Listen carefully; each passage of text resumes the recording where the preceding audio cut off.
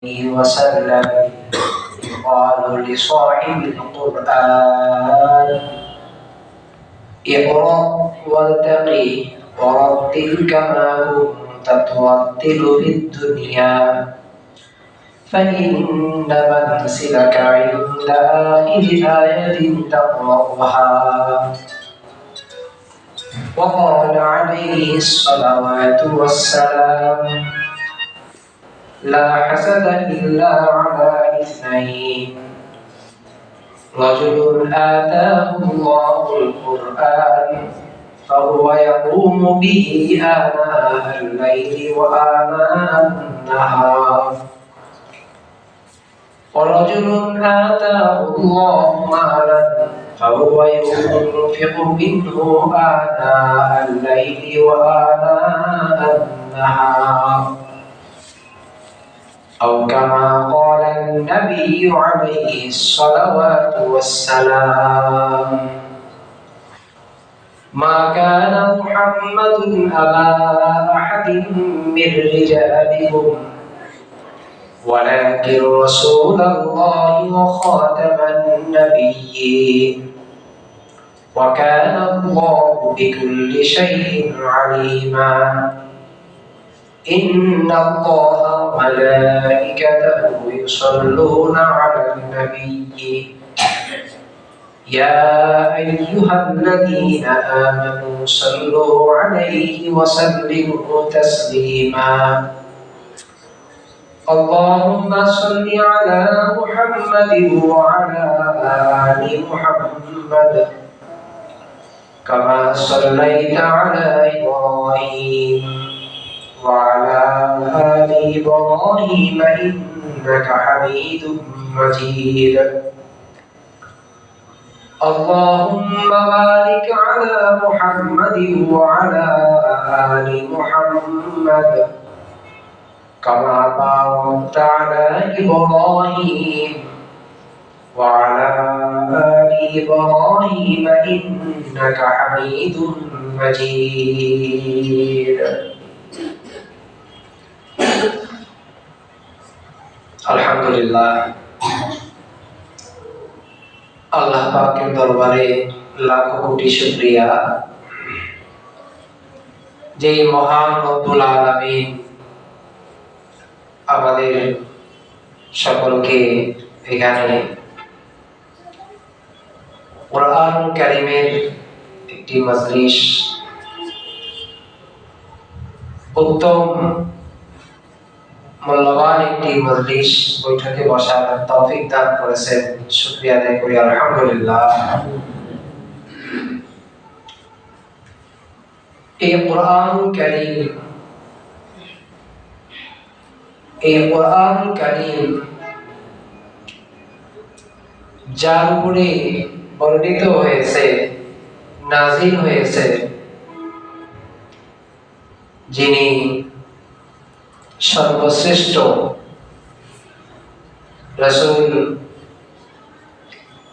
সাইয়্যিদুল আম্বিয়া ওয়াল মুরসালিন খাতামুন নাবিয়্যিন ওয়াল আম্বিয়া নবী মুহাম্মদুর রাসূলুল্লাহ সাল্লাল্লাহু আলাইহি ওয়াসাল্লাম, আমরা রাসূলের প্রতি হুজুরের প্রতি একবার দরুদ পাঠ করি সাল্লাল্লাহু আলাইহি ওয়াসাল্লাম। রাসূলের উপরে একবার দরুদ পাঠ করলে আল্লাহ তাআলা এত খুশি হন যে ব্যক্তি রাসূলের উপরে একবার দরুদ পাঠ করে আল্লাহ পাক তার উপরে 10 বার রহমতের দৃষ্টি দান করেন।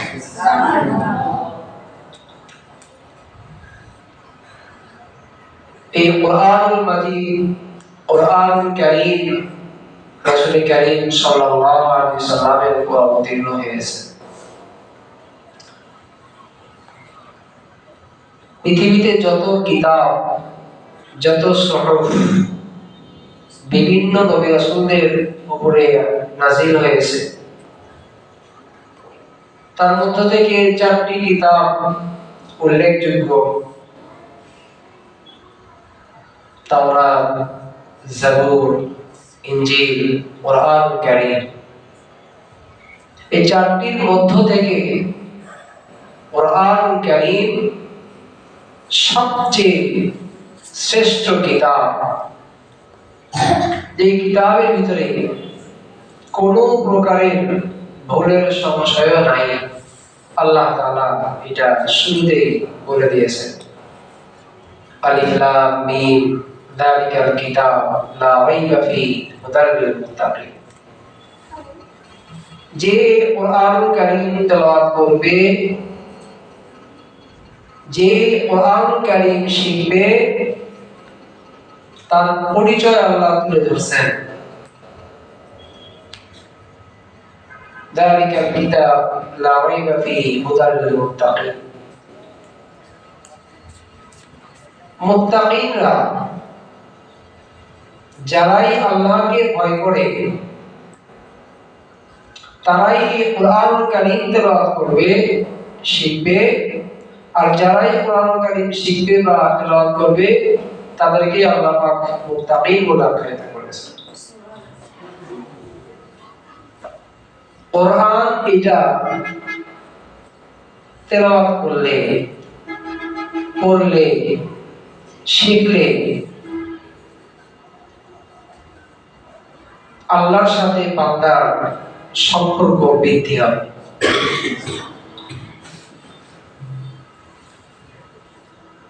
কেন? কোরআনের এক অর্থ হলো মিলান। যে ব্যক্তি কোরআন কারীম তেলাওয়াত করে, কোরআন এই ব্যক্তিকে আল্লাহর সাথে মিলাই দেয়। সুবহানাল্লাহ।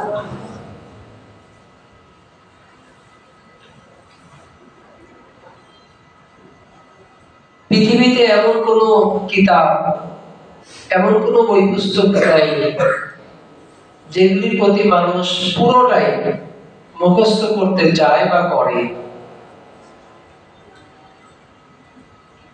অনেক ছোট ছোট বই পাওয়া যায়, যে বইগুলো একটা মেয়াদ থাকে, যেমন পত্রিকা, এটা একটা মেয়াদ থাকে যে একদিন, সপ্তাহ বা এক মাস।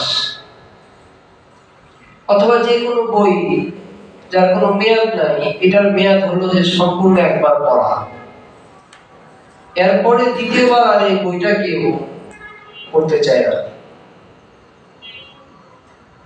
কিন্তু কোরআন কারীম আমরা যেটা তেলাওয়াত করি, এটা কিয়ামত পর্যন্ত, একজন মানুষের হায়াত যদি কিয়ামত পর্যন্ত আল্লাহ পাক দান করেন, আর কিয়ামত পর্যন্ত যদি কেউ এই কোরআন কারীম তেলাওয়াত করেই যায়, প্রথম থেকে নিয়ে শেষ পর্যন্ত বারবার তেলাওয়াত করে, তারপর এটার মেয়াদ উত্তীর্ণ কখনোই হবে না।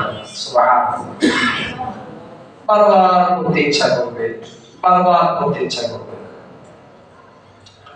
এই জন্য রাসূল কারীম সাল্লাল্লাহু আলাইহি ওয়াসাল্লাম হাদিসে পাকের ভিতরে বলেছেন, লা হাসাদা ইল্লা আলা ইসনাইন, রাজুলুন আতাহুল্লাহুল কুরআন ফাহুয়া ইয়াকুমু বিহি আনা'আল লাইলি ওয়া আনা'আন নাহার।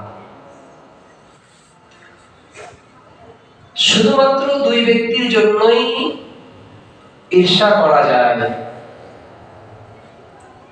শুধুমাত্র দুই ব্যক্তির প্রতি হাসাদ রাখা যায়। এখন ওই ব্যক্তি যাকে আল্লাহ তাআলা কোরআন কারীম দান করেছেন, দিয়েছেন, আর এই কোরআন কারীম দিয়ে সে দিনে রাতে তেলাওয়াত করতে থাকে। আমরা যারা এখানে হাফেজ পড়ি, বিশেষ করে হাফেজ যারা পড়ি, তারা মোটামুটি একটু বড় হয়েছি। আমরা হাফেজ সম্পর্কে বুঝি যে এটা মুখস্থ করতে হবে। আপনার পার্শ্ববর্তী ছাত্র ভাই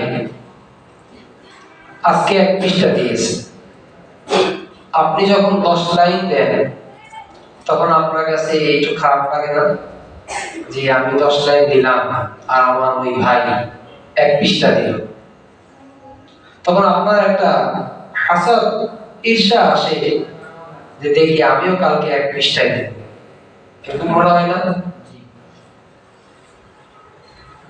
অথচ অন্য কোনো বই কেউ যদি পড়ে, কেউ যদি কম বেশি করে, এই অনুভবটা তার ভিতরে আসে। এজন্য রাজুলুন আদাহুল্লাহুল কুরআন ফাহুয়া ইয়াকুমু বিহি আনা আল-লাইলি ওয়া আনা আন-নাহার। যে ব্যক্তিকে আল্লাহ তাআলা কুরআন দিয়েছেন আর এই কোরআন নিয়ে সে সকাল সন্ধ্যা দিনে রাত্রে তেলাওয়াত করে, এটা দিয়ে নামাজ আদায় করে, তো ওই ব্যক্তির জন্য ইচ্ছা করবে ওই ব্যক্তি যে কোরআন কারীম পায় নাই সেখানে। আরেক ব্যক্তি হলো ওয়ারাজুলুন আদাহুল্লাহু মালান ফাহুয়া ইউনফিকু মিনহু আনা আল-লাইলি ওয়া আনা আন-নাহার। দ্বিতীয় হলো ওই ব্যক্তি যাকে আল্লাহ তাআলা সম্পদ দান করেছেন, যাকে আল্লাহ তাআলা সম্পদ দান করেছেন আর এই সম্পদ সে সকাল সন্ধ্যা দিনে রাতে আল্লাহ তাআলার রাস্তায় খরচ করে।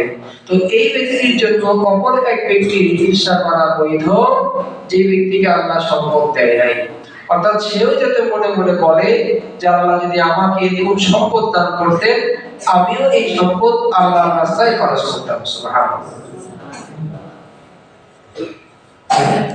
আমাদের সন্তানদেরকে আমরা মাদ্রাসায় দিই, বিভিন্ন প্রতিষ্ঠানে দিই, একথা বিশ্বাস রাখি যে আমি আমার সন্তানকে তার বালেগ হওয়ার আগ পর্যন্ত বিশেষ করে তার দেখাশোনা, চলাফেরা, ভরণ পোষণ সবকিছু আমার জন্য জরুরি, সবকিছু আমার জন্য জরুরি। কিন্তু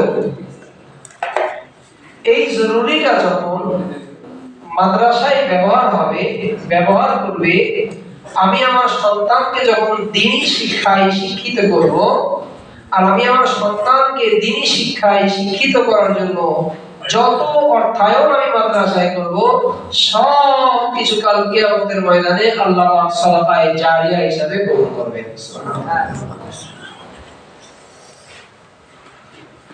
অথচ এই সন্তানের বালেগ হওয়ার আগ পর্যন্ত একজন পিতামাতার দায়িত্ব ছিল তার ভরণ পোষণ করা, ওটা তো সে করছে বা করবে, কিন্তু যখন এই বালেগ হওয়ার আগ পর্যন্ত বিশেষ করে দ্বীনি লাইনে সে আল্লাহর রাস্তায় খরচ করলো, তার সন্তানের মাসিক বেতন দিল, সন্তানের মাসিক খরচ দিল, এই খরচটার সওয়াবও আল্লাহ পাক তাকে বোনাস হিসাবে দান করবেন। ورجل آتاه الله مالا فهو ينفق منه آناء الليل وآناء النهار।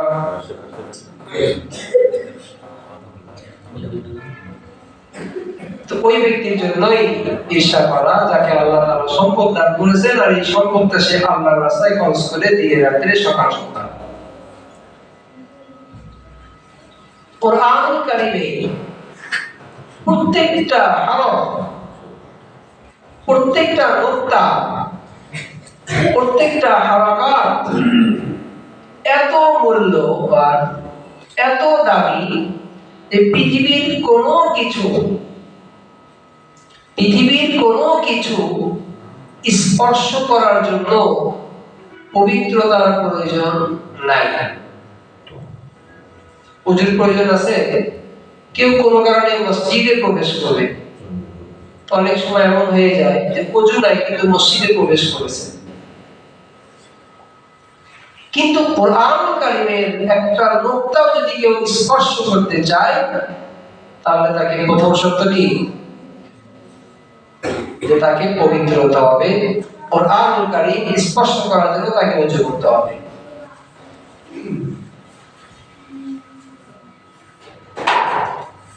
কেন? এই কোরআনুল কারীম এমন এক স্থান থেকে আসছে, এমন জায়গা থেকে আসছে যে পৃথিবীর সব কিছু সেই জায়গায় লিপিবদ্ধ রয়েছে।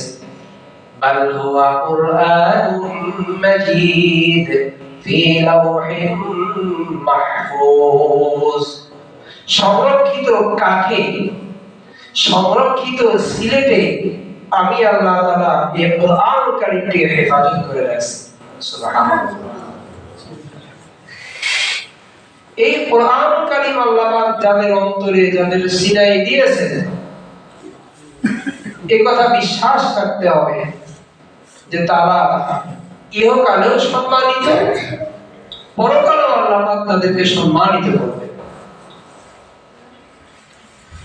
শুধু তাই নয়, এই কোরআন কারীম যারা শিখেছে, এই শিখানোর ক্ষেত্রে যারা এদের পিছনে মেহনত করেছে, শ্রম দিয়েছে, অর্থায়ন করেছে, তাদের প্রত্যেককেই এর বদৌলত, এর প্রতিদান কাল কিয়ামতের ময়দানে আল্লাহ তাআলা কিয়ামতের তাকে দান করবে। দেখেন, যারা কোরআন কারীম শিখেছে, যারা হাফিজুল কোরআন, হাদিসের ভিতরে আসছে হাফিজুল কোরআনের পিতামাতাকে, হাফিজুল কোরআনের পিতামাতাকে আল্লাহ পাক কিয়ামতের ময়দানে এমন একটি নূরের তাজ, টুপি পরাবেন, যেই টুপির আলোটা পৃথিবীর সকল জায়গায় পৌঁছে যাবে, এত আলোকিত। সুবহানাল্লাহ, পুরো পৃথিবীকে আলোকিত করে। এটা কাকে দিবে? যে কোরআন কারীম শিখেছে তার পিতামাতাকে। আচ্ছা, পিতামাতাকে যদি এই উপহার, এই পুরস্কৃত আল্লাহ পাক কাল কিয়ামতের ময়দানে করেন, তাহলে যিনি কোরআন কারীম শিখেছে তাকে আল্লাহ পাক কি দিবেন? এটা যদি পিতামাতাকে যদি একটা নূরের তাজ দেয় উপহার স্বরূপ, যে নূরের তাজের আলোতে পুরা পৃথিবী আলোকিত হয়ে যাবে, পুরা পৃথিবী আলোকিত হয়ে যাবে, এটা যদি পিতামাতাকেই দেয়, তাহলে যে পিতামাতা কোরআন, যে ছেলেটি কোরআন কারীম শিখেছে, হেফজ করছে, তাকে আল্লাহ পাক কিয়ামতের ময়দানে কি দিবে? ওই হাদিসে লিখছে যে এটা যদি আল্লাহ পাক বলে দিতেন, এটা নবী আলাইহিস সালাম বলতেছেন যে আল্লাহ বলতেন, তাহলে ওই হাফিজুল কোরআন বুক ফেটে সে সেখানে শেষ হয়ে যেত।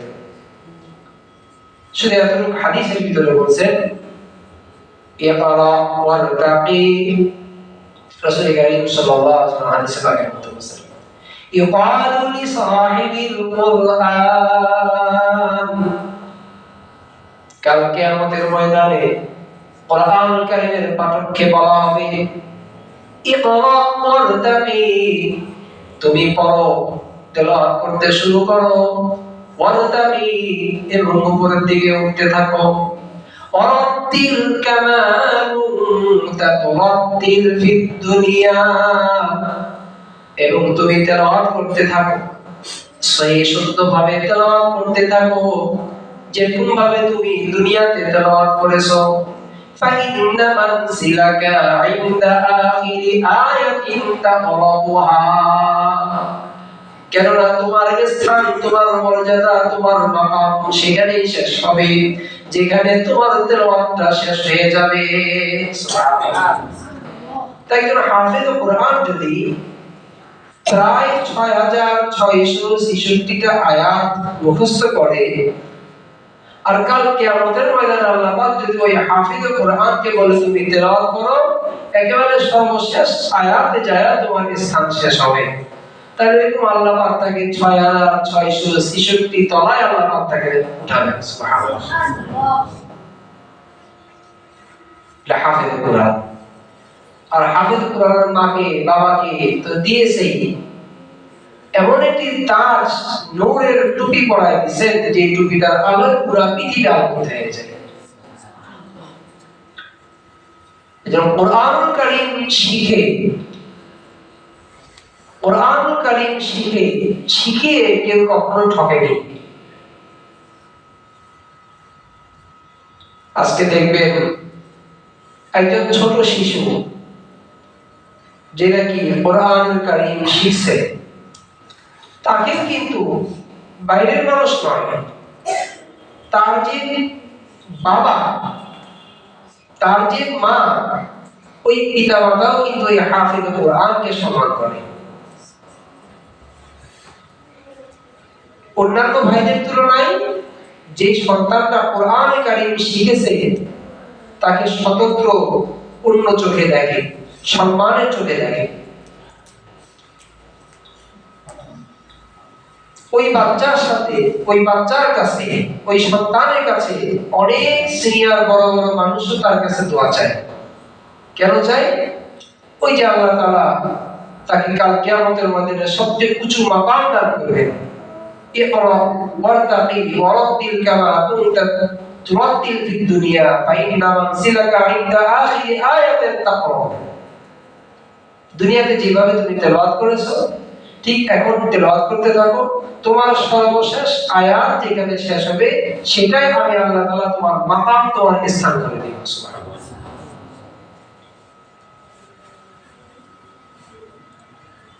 কোরআন কারীম দিয়ে নামাজ আদায় করলে আরো বেশি ভালো লাগবে।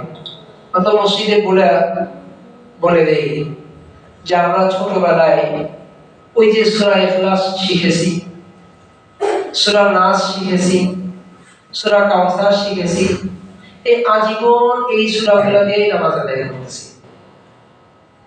আজীবন এই সূরা, একই সূরা দিয়ে নামাজ আদায় করতেছি। অথচ কোরআনে আরো অসংখ্য অগণিত আয়াত আছে। এখন হয়তো বলবো কিভাবে মুখস্থ করব, চেষ্টা থাকতে হবে। ফুকাহায়ে হানাফিদের মতে সর্বনিম্ন এক আয়াত যা 3 আয়াত সম পরিমাণ হলেও নামাজ হয়ে যাবে, এক রাকাত নামাজ। তাহলে কোরআন কারীমের কোন একটি সূরা থেকে আপনি ওই পরিমাণ আয়াত মুখস্থ করেন, মুখস্থ করলে ওই আয়াত দিয়ে আমার একটা তেলাওয়াত হয়ে যাবে। যেমন আমরা পড়তে গিয়ে পারি না, রব্বানা আতিনা ফিদ দুনিয়া হাসানা ওয়া ফিল আখিরাতি হাসানাতা ওয়া কিনা আযাবান নার। পারি না আমরা এটা পড়তে গিয়ে পারি কম বেশি।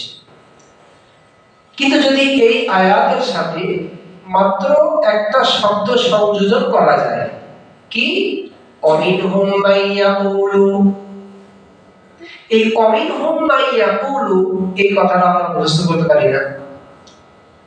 তো যদি অমিনহুম মাইয়াকুলু এই শব্দটা মুখস্থ করে নেই, আর মুখস্থ করার সাথে সাথে যদি রব্বানা আতিনা পড়ি, তাহলে দেখবেন এক আয়াত হয়ে গেছে। যারা 1 নম্বর পারা পড়ছেন আসলে 2 নম্বর পারার ভিতরে অমিনহুম মাইয়াকুলু রব্বানা আতিনা ফিদ দুনিয়া হাসানাতাও ওয়া ফিল আখিরাতি হাসানাতাও ওয়া কিনা আযাবান নার, এক আয়াত হয়ে গেছে। সহজ উপায়, কিন্তু আমি এটা করি না, জানিও না, জানতে কখনো চাইও না। আচ্ছা, রব্বানা যালামনা আনফুসানা ওয়া ইল্লাম তাগফির লানা ওয়া তারহামনা লানাকুনান্না মিনাল খাসিরিন। আমরা মুখস্থ আছে এটা দোয়াটা আমরা মুনাজাত করি, কিন্তু কখনো কি চেষ্টা করছি যে এটা কি সূরা, এটা কি কোনো কোরআনের আয়াত না দোয়া? দোয়া বলেই জানি, কারণ সম্পূর্ণ হই নাই। যে এটা যদি কোরআনে কারীমের আয়াত হয় তাহলে এটা তো বড় একটি আয়াত, তাহলে এটার আগে পরে কোনো কিছু আছে কি নাই? যদি থাকে তাহলে ছোট্ট একটি শব্দ, একটা শব্দ সংযোজন করলে একটা আয়াত হয়ে যাবে। যেমন আসলে রব্বানা যালামনা আনফুসানা ওয়া ইল্লাম তাগফির লানা ওয়া তারহামনা লানাকুনান্না মিনাল খাসিরিন। এই আয়াতের সাথে শুধুমাত্র ক্বালা এতটুকু শব্দ আছে না? 8 পারা আছে না এটা? 8 পারা শুধুমাত্র একটা শব্দ বাড়াই দিছে, ক্বালা রব্বানা যালামনা আনফুসানা ওয়া ইল্লাম তাগফির লানা ওয়া তারহামনা লানাকুনান্না মিনাল খাসিরিন। দুইটা কথা হয়ে গেছে। একই ইবাদত বান্দার ভালো লাগবে না, একই খাবার বান্দার সবসময় ভালো লাগবে না, যতই মজাদার হোক।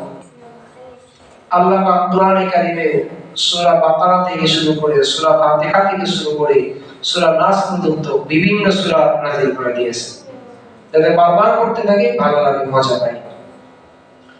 28 নম্বর পারায় দেখবে 27 থেকে শুরু হয়েছে, 28 পারায় যে শেষ হয়েছে। পরে 30 নম্বর পারায় একটা আছে, যে বিভিন্ন সূরা শুরুতে দেখবেন লেখা আছে সাব্বাহা লিল্লাহি মা ফিস সামাওয়াতি ওয়াল আরদ ইউসাব্বিহু লাহু মা ফিস সামাওয়াতি ওয়াল আরদ সাব্বিহ ইসমা রাব্বিকাল আ'লা।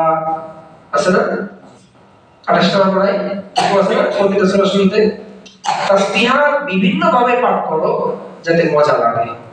কখনো তেলাওয়াতের মাধ্যমে, কখনো নামাজের মাধ্যমে, কখনো তাসবিহাতের মাধ্যমে, কখনো সাদাকায়ের মাধ্যমে, কখনো সাধারণ গানের মাধ্যমে, কখনো আল্লাহর জিকিরের মাধ্যমে। কোরআনুল কারীম যদি কেউ শেখে, কেউ তেলাওয়াত করে, তাহলে এই কোরআনুল কারীম ওই তেলাওয়াতকারীকে আল্লাহ তাআলার সাথে মিলাই দেন। এই জন্য কোরআনের অপর একটি নাম অর্থ হলো মিলিয়ে দেওয়া। সকাল সন্ধ্যা তেলাওয়াত করা, সকাল সন্ধ্যা তাসবিহাত পাঠ করা, কোরআনে কারীমে এটা আছে। ওয়াসাব্বিহুহু বুকরাতাও ওয়া আসীলা, ওয়াসাব্বিহুহু বুকরাতাও ওয়া আসীলা, সকাল সন্ধ্যা আল্লাহ তাআলার তাসবিহাত পাঠ করা। আমরা যখন অফিসে যাই, বের হই, তখন কর্মজীবনে বের হই, দেখেন আমরা কত উদাসীন হয়েছি। আমরা গোসল করি, আমরা ফ্রেশ হই, আমরা কাপড় পরি, আমরা বাজারের ব্যাগ হিসাব করি, অর্থনীতি হিসাব করি, সব হিসাব করি, সময় হয়েছে।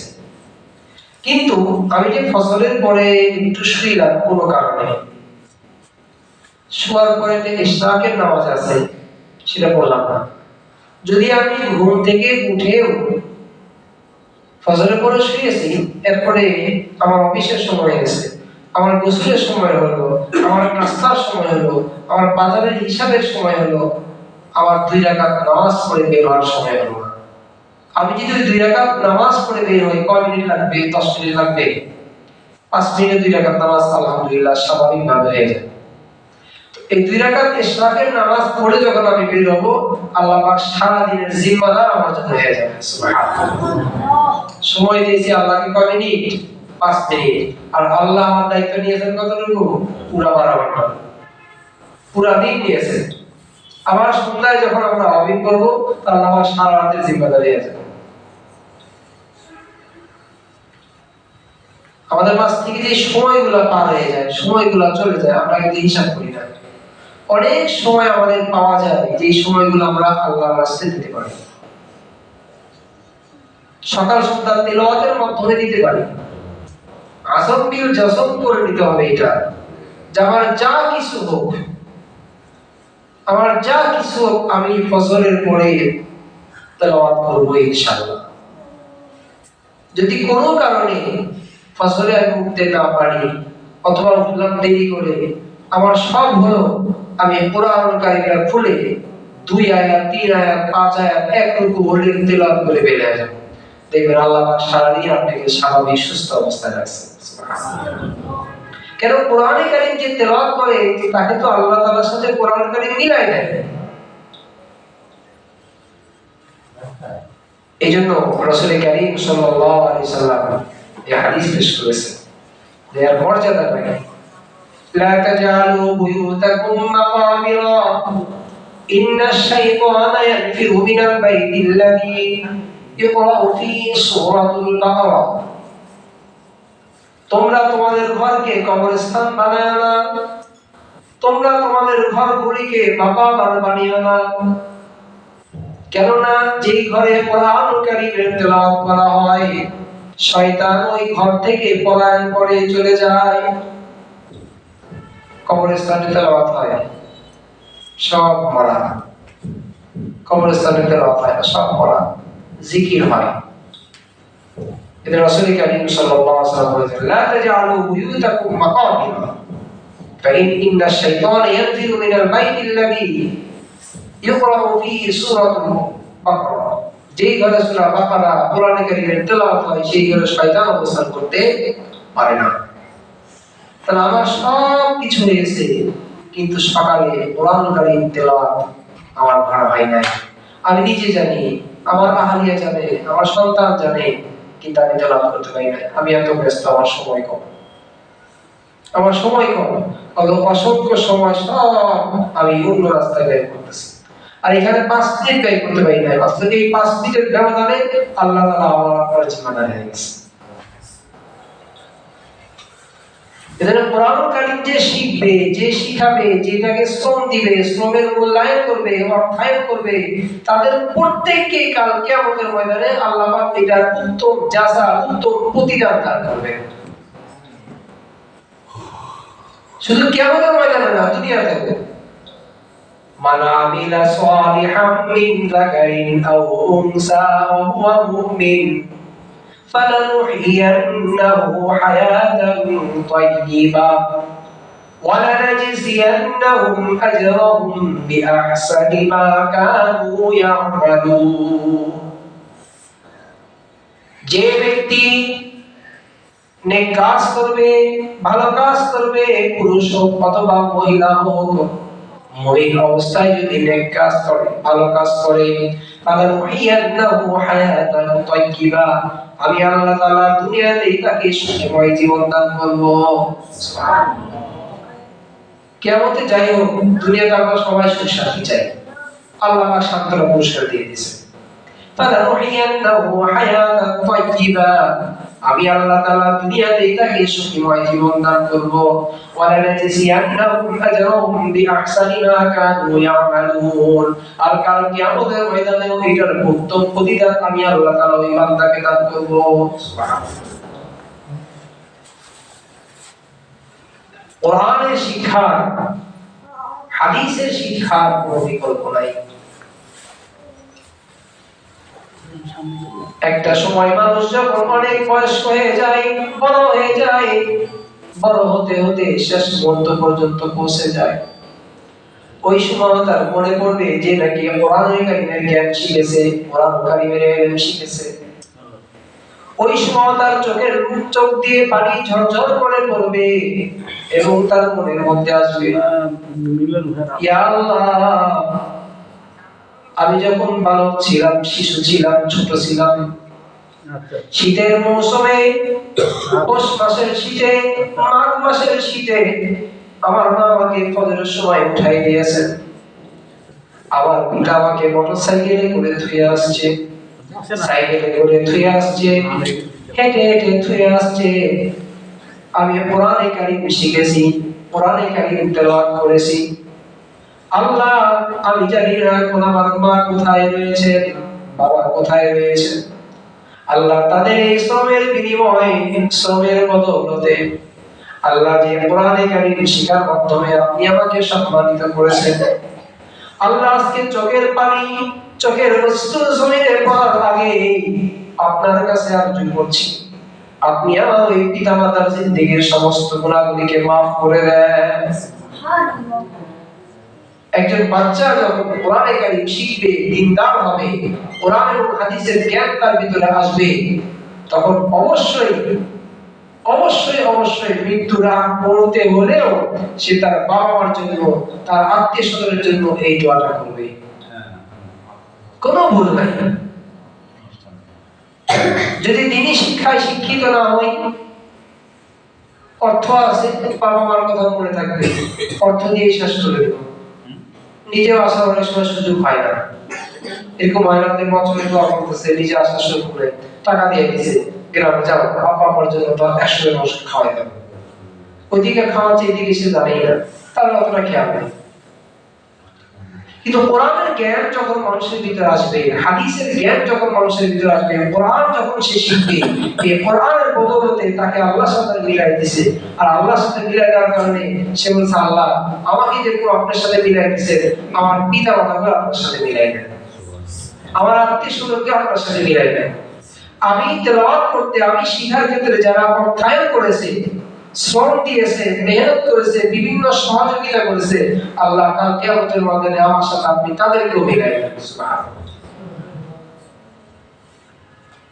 এজন্য রাসূল কারীম সাল্লাল্লাহু আলাইহি ওয়াসাল্লাম, রাসূল কারীম সাল্লাল্লাহু আলাইহি ওয়াসাল্লাম এই হাদিসটা বলেছেন, লা হাসাদা ইল্লা আলা ইসনাইন, রাজুলুন আতাহু আল্লাহুল কুরআন ফাহুয়া ইয়াকুমু বিহি আনাআল লাইলি ওয়া আনাআন নাহার।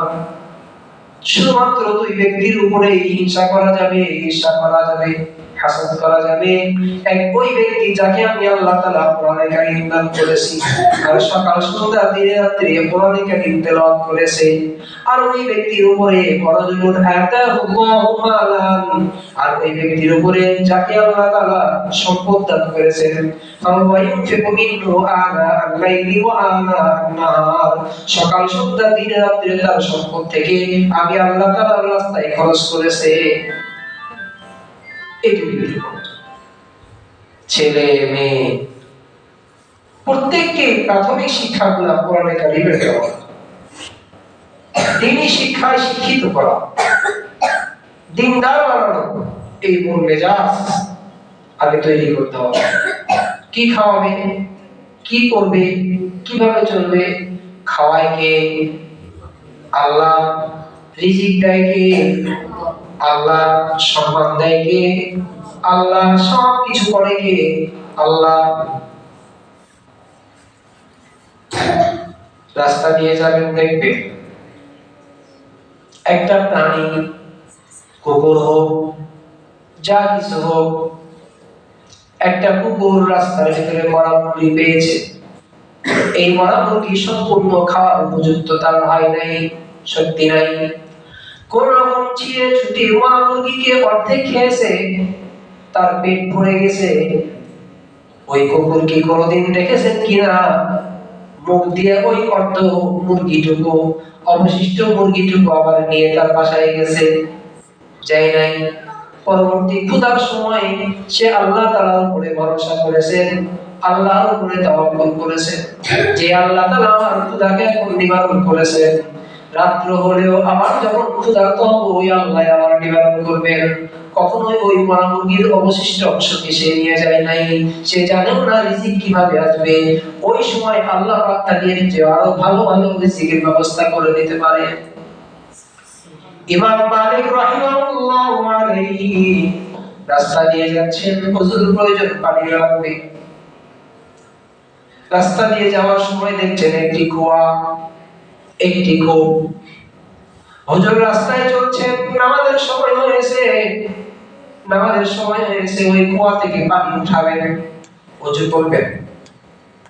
দেখলেন যে আশপাশে কোনো বালতি আছে কিনা, কোনো রশি আছে কিনা। একটি বালতি জোগাড় করলেন, একটি রশি জোগাড় করে রশি বালতির সাথে পেঁচাইলেন, পেঁচাইয়া কুয়ার মধ্যে দিলেন, দিয়ে কুয়া থেকে পানি উঠিয়ে ওযু করলেন। এটাই তো সিস্টেম। কুয়ার ভিতরে বালতি দিলে, বালতি দিয়ে পানি আসছে। কুয়া থেকে বালতি দিল, বালতিতে পানি উঠলো, ওই বালতি টেনে টেনে নিয়ে ওযু শেষ করলেন। ওযু শেষ করতে না করতেই দেখেন একটা প্রাণী সামনে চলে আসলো, বাঘ চলে আসলো। বাঘের পানির পিপাসা দরকার, পানি দরকার, পানির প্রয়োজন হয়েছে। বাঘ কোনো কিছুর দিকে না তাকিয়ে কুয়ার দিকে মুখ দিয়েছে। আমার আল্লাহ তাআলা পানির নিচ থেকে বাঘের মুখ পর্যন্ত পানিকে উঠাই দিয়েছে। সুবহানাল্লাহ। ইমাম মালিক রাহিমাহুল্লাহু আলাইহি বাঘকে তার ভাষায় বললেন যে, আরে কুয়া থেকে পানি উঠানোর জন্য বালতির প্রয়োজন হয়, রশির প্রয়োজন হয়। আমার ওযুর প্রয়োজন, আমি ওযু করার জন্য বালতি ব্যবহার করলাম, আর তোমার পানি পান করার প্রয়োজন। তুমি কিভাবে সামনে আসলা, পানি তোমার সাথে চলে আসলো? বাগদার বাগের ভাষায় ইমাম মালিক রাহিমাহুল্লাহ আলাইহি বলেছেন, ও মালিক, তুমি শুনে রাখো, তুমি জেনে রাখো, তুমি বুঝে রাখো, তোমার আল্লাহর প্রতি তাওয়াক্কুল ছিল এতটুকু যে কূপের ভিতরে বালতি দিলে পানি আসবে, এই জন্য তুমি বালতির ব্যবহার করেছো বা রশির ব্যবস্থা করেছো। হে মালিক, তুমি শুনে রাখো, আমি বাঘ, আমি প্রাণী, আমি বালতি দিতে পারবো না, রশির ব্যবস্থা করতে পারবো না। আমি আমার আল্লাহ তাআলার কাছে সম্পূর্ণ তাওয়াক্কুল করেছি, ভরসা করেছি, আল্লাহকে বিশ্বাস রেখেছি, আল্লাহকে সামনে রেখে ওই কূপের মধ্যে আমি মুখ নিয়ে আসছি। আমার আল্লাহই পানি নিচ থেকে উঠে আমার মুখ পর্যন্ত নিয়ে আসছে। সুবহানাল্লাহ। রিজিক কে দেয়? আল্লাহ। আমরা যারা আছি বিভিন্ন কর্মজীবী, আমরা কি কখনো জানতাম যে আমি এই চাকরি করবো, আমি এই বেতনে চাকরি করবো? আমরা যখন 2010 সালে তার হাদিস শেষ করলাম, তখন মনে করতাম কোথায় যাব, কোথায় খেদমত করবো, কত টাকা বেতন পাবো, কি করবো, একটা ভয়। এটা স্বাভাবিক। এখন তার হাদিস শেষ, কি করবো? কোথায় পড়েছি? ঢাকায়। আল্লাহ তাআলা রিজিকের ব্যবস্থা করে দিয়েছেন রাজশাহীতে। যদিও রাজশাহীতে পারি, আল্লাহ পাক রিজিকের ব্যবস্থা করে দিয়েছেন রাজশাহীতে। শুধু তাই নয়, সন্তান যখন ক্ষুধা লাগে, শিশু বাচ্চা মুখ দিয়ে কথা বলতে পারে না, আল্লাহ পাক তার কন্দনের আওয়াজকে বিভিন্ন প্রকার করে দিয়েছেন। শিশু সন্তান যদি কাঁদে তাহলে মা বুঝতে পারে এখন তার ক্ষুধা লেগেছে। শিশু সন্তান যদি কাঁদে পিতা বুঝতে পারে তার কোনো অসুবিধা হচ্ছে। সন্তান যদি কাঁদে কান্দার ধরনে কান্দার প্রকারে বাবা বুঝতে পারে কোনো কিছু কামড় দিয়েছে। এটা কে করেছে? আমার আল্লাহ করেছে। এটা আমার আল্লাহ যদি করে থাকেন, ওই শিশু সন্তান যে নাকি খাবার চেনে না, কোনো কিছু বোঝে না, তার সামনে যদি খাবারের ব্যবস্থা করে রাখা হয়, তার হাতে এতটুকু শক্তি নাই ওইখান থেকে খাবার নিয়ে মুখে দিবে, ওই মুখ পর্যন্ত খাবার মা নিয়ে যায়। এটাও কে করেছে? আমার আল্লাহ। Porque as paisa belu tata belu si talaba admi sada nada babadu amle tamis. Porque as paisa belu tata belu si talaba admi sada nada babadu amle tamis. শিশু বাচ্চা যখন কাঁদে, ক্ষুধার কারণে যখন কাঁদে, মা দুধের পাত্র নিয়ে বাচ্চার কাছে আসে। বাচ্চা খাওয়ার কোনো শক্তি নাই, হাত দিয়ে উঠানোর কোনো শক্তি নাই। মা মায়া করে দয়া করে আবার ওই খাবারটা নিয়ে শিশু সন্তানের মুখের মধ্যে ঢুকাই দেয়। পক্ষান্তরে আমি আপনাদের সকলেই দেখেছি, একটা মুরগি যদি বাচ্চা দেয়, বাচ্চা দেওয়ার সাথে সাথে ওই কোলা থেকে যদি বাচ্চাগুলিকে বের করে রাখা হয়, আর একটু আদার একটু খুদ যদি বাচ্চাদের মুখের সামনে হয়, একটু দূর দূরান্ত যায় ফেলাই নাই, ওই বাচ্চাগুলোকে কখনোই ওই বাড়িওয়ালা এখানে নিয়ে যায় না, বরং দৌড়িয়ে যে এসব খাবার গুলা খেয়ে নেয়। এটাও কে করেছে? আল্লাহ। সব কিছু যদি আল্লাহ করে, তাহলে কেন আল্লাহ তাআলার রাস্তায় না থেকে দ্বীনি শিক্ষায় না শিক্ষিত হয়ে আমি দুনিয়াবি শিক্ষার জন্য ব্যস্ত হয়েছি? দ্বীনি শিক্ষায় যারা শিক্ষিত হচ্ছে তাদেরকে সার্বিক সহায়তা না করে আমি আমার অর্থ কেন বিলাসিতার মধ্যে চালাচ্ছি? আমি প্রতিদিন কেন বিলাসিতা করছি? সেখানের একটা অংশ দিয়ে শিক্ষার ভিতরে আমি কেন দিচ্ছি না, কেন অর্থায়ন করছি না? আল্লাহ পাক তার রাসূলের মাধ্যমে বলে দিয়েছেন, ওয়ারাজুলুন আতাহু মালান ফাহুয়া ইউনফিকু মিনহু আনা আল-লাইলি ওয়া আনা আন-নাহার। ওই ব্যক্তির উপরে হিংসা করা যাবে যে ব্যক্তিকে আমি আল্লাহ তাআলা সম্পদ দান করেছি, আর ওই সম্পদ সে আল্লাহর রাস্তায় খরচ করতেছে দিনে রাত্রে সকাল সন্ধ্যায়। ওই ব্যক্তি হিংসা করবে, আল্লাহ কোন সম্পদ আমাকে দান করেন, আমি আপনার রাস্তায় খরচ করে যাব। ওয়ারাজুলুন আতাহু আল্লাহুল কুরআন ফাহুয়া ইয়াকুমু বিহি আনা আল-লাইলি ওয়া আনা আন-নাহার। আর ওই ব্যক্তির উপরে হিংসা করো, ঈর্ষা করো, হাসদ করো যাকে আমি আল্লাহ তাআলা কোরআন দিয়েছি, আর সকাল সন্ধ্যা সে কোরআনে কারীম তেলাওয়াত করে, সকাল সন্ধ্যা সে কোরআনে কারীম তেলাওয়াত করে। তুমি আল্লাহর কাছে চাও, আল্লাহর কাছে বলো, আল্লাহ আপনি যদি আমাকে কোরআনে কারীম দান করেন, আপনি যদি আমাকে কোরআনে কারীম শেখার তৌফিক দান করেন, আল্লাহ আমি এতদিন শিখি নাই, এতদিন বুঝি নাই, আজকে থেকে আমি কোরআনে কারীম শিখবো, আজকে থেকে আমি কোরআনে কারীম শিখবো। আল্লাহ শিখা হয়ে গেলে আমি আজকে থেকে পাকা নিয়ত করলাম, সকাল সন্ধ্যা বিশেষ করে আপনার কোরআন কারীম তেলাওয়াত করব। কাল কিয়ামতের ময়দানে এই ইচ্ছার বদলে আল্লাহ পাক আমাদেরকে জান্নাতুল ফেরদাউস দান করবে। সুবহানাল্লাহ। বাল হুয়া কুরআনুম মাজিদ ফি লাওহিন মাহফুজ। সংরক্ষিত কাঠে আমি কোরআন কারীমকে হেফাজত করেছি। পৃথিবীর সব কিছু ধ্বংস হয়ে যাবে, কোরআন কারীম ধ্বংস হবে না। পৃথিবীর সব কিছু বিলুপ্ত হয়ে যাবে, কোরআন কারীম কখনো বিলুপ্ত হবে না। এইজন্য কোরআন কারীম শিখার আগ্রহ প্রত্যেকের থাকতে হবে, প্রত্যেকের থাকতে হবে। যদি কোনো আগ্রহ ছেড়ে দেই, না পারি, চেষ্টা না করি, তারপর কোরআনে কারীম যারা শিখছেন তাদের ভিতরে আমরা শ্রম দিয়ে যাব, তাদের পিছনে আমরা অর্থায়ন করে যাব, তাদের সার্বিক সহযোগিতায় লেগে থাকবো। হতে পারে এটাকে উসিলা করে জরিয়া করে কাল কিয়ামতের ময়দানে আমার আপনার নাজাতের ফয়সালা হয়ে যেতে পারে। এই তাসনিফুল কোরআন বিশ মাদ্রাসায় কতগুলো ছাত্র, কতগুলো ছাত্রী আছে, অনেকে কোরআনে কারীমের হাফেজ। প্রত্যেকেরই মহৎ উদ্দেশ্য, মুখ্য উদ্দেশ্য এটাই কোরআনে কারীম শেখা, কোরআনে কারীম শেখা। আমি কোরআনে কারীম শিখি নাই, আমি জানি নাই, আমি বুঝি নাই, আমি পড়ি নাই। আমার সন্তান যখন আমার পাশে কোরআন কারীম তেলাওয়াত করবে, আমার সন্তান যখন আমার পাশে কোরআন কারীম তেলাওয়াত করবে, তখন আমার অন্তরটা জুড়ে যাবে।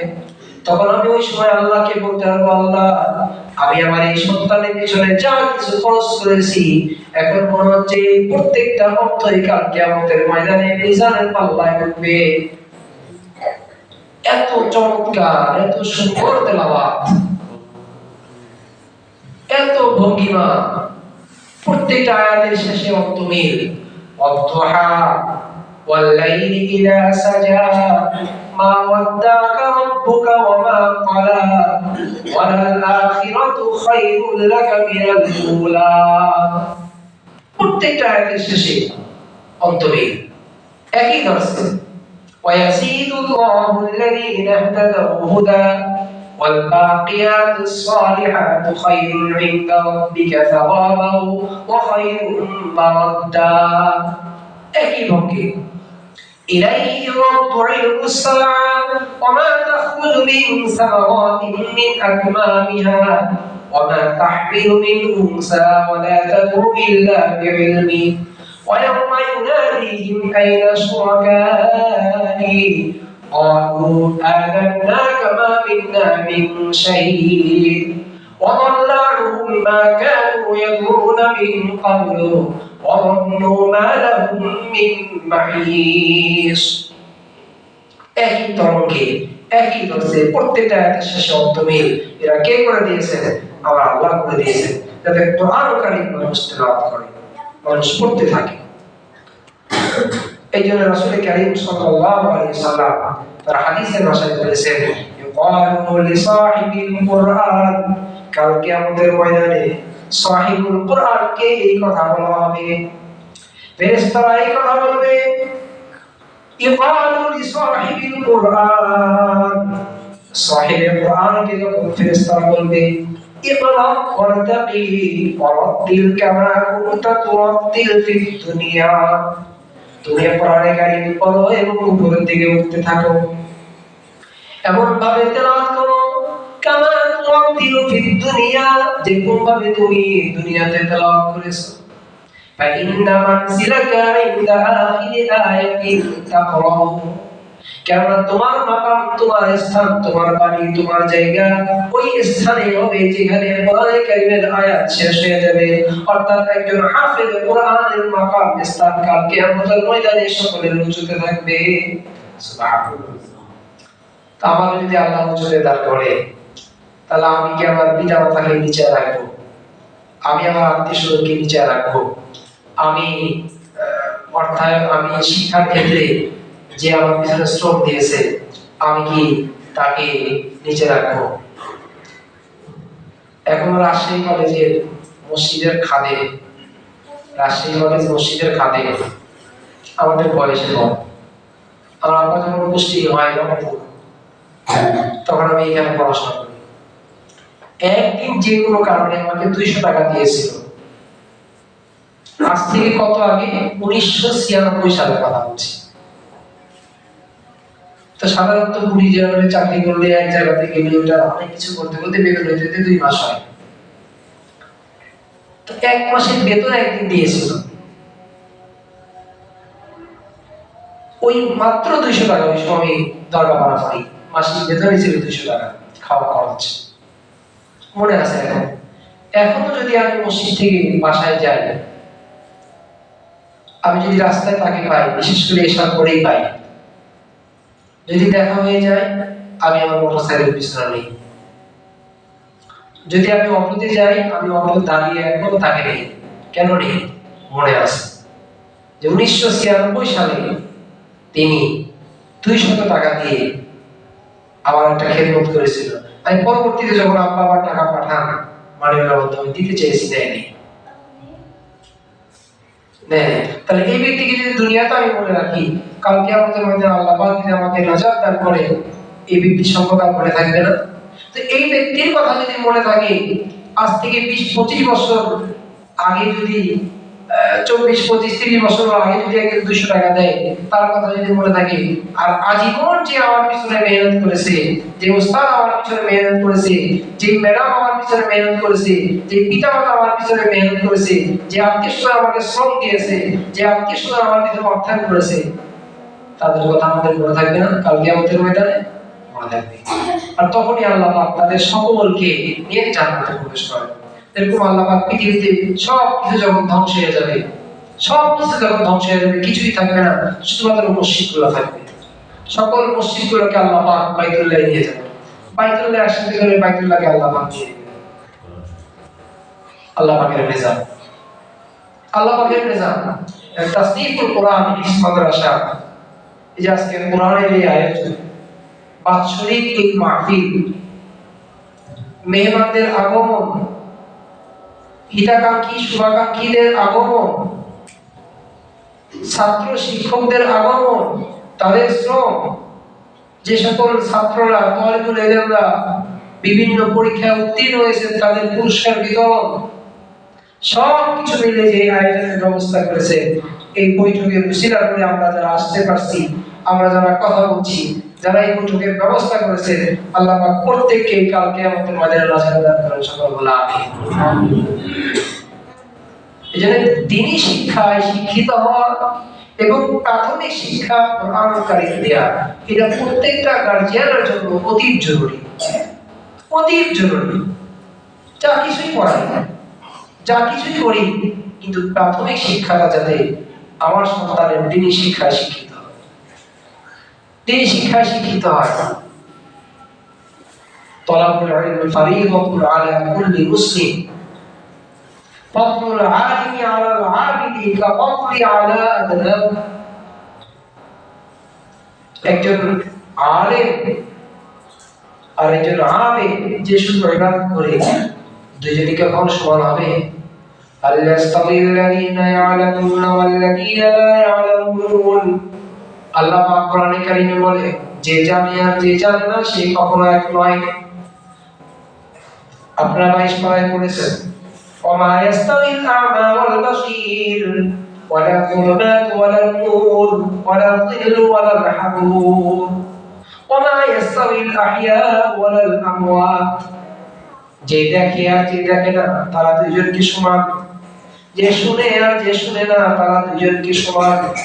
যে মৃত্যু আর যে জীবিত দুইজন কি সমান? কখনো সমান নয়। তো যে জানে আর যে জানে না তারা কখনো সমান হয় না। এই জন্য আল্লাহ তাআলা কোরআনে কারীমে বলেছেন, হাল ইয়াস্তাবিল লাযীনা ইয়ালামুনা ওয়াল লাযীনা লা ইয়ালামুন। যারা জানে আর যারা জানে না তারা কখনো সমান হয় না। ফাসআলু আহলাল যিকরি ইন কুনতুম লা তা'লামুন। এই কারণে আহল জিকিরকে তোমরা স্মরণ করো, জিজ্ঞাসা করো, যাতে করে তোমরা এমন বিষয় জিজ্ঞাসা করো যেগুলো তোমরা জানো না। ফাসআলু আহলাল যিকরি ইন কুনতুম লা তা'লামুন। আহল জিকিরকে, আহল ইলমকে জিজ্ঞাসা করো এমন এই বিষয় যে বিষয় তোমরা জানো না। এজন্য আমরা যে যাই করি, প্রাথমিক শিক্ষা কোরআন কারীম দ্বীনি শিক্ষায় যাতে সকলে শিক্ষিত হয়। তাসনিফুল কোরআন হিফজ মাদ্রাসা আল্লাহ পাক কবুল করুন। এই মাদ্রাসার শিক্ষক, ছাত্র, শিক্ষিকা, ছাত্রী যারা আছেন, অভিভাবক, হিতাকাঙ্ক্ষী, শুভাকাঙ্ক্ষী, যারা যেভাবে শ্রম দিয়েছেন, আল্লাহ তাআলা প্রত্যেকের শ্রমকে কাল কিয়ামতের ময়দানে নাজাতের ফয়সালা করে দিন। আমিন। আমাদের মাঝে আমাদের প্রধান মেহমান চলে আসছে, আল্লাহ পাক তাকে জাযায়ে খায়র দান করুন। আমিন।